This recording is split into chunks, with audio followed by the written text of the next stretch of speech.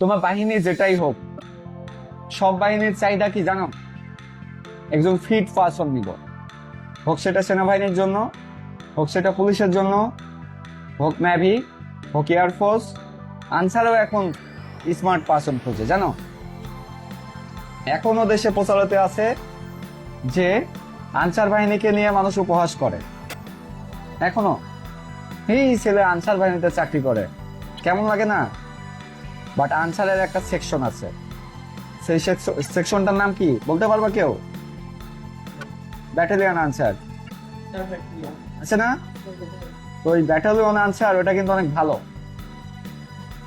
তোমাকে সরকারি ভাবে সেখানে যোগদান করাচ্ছে, তোমাকে রেশন দিচ্ছে, তোমাকে বেতন দিচ্ছে, তোমার চিকিৎসা সুবিধা দিচ্ছে, পেনশন দিচ্ছে, দিচ্ছে না? সবকিছুই দিচ্ছে। তো আনসার বাহিনীকে নিয়ে উপহাস করার মতো কিছু আছে?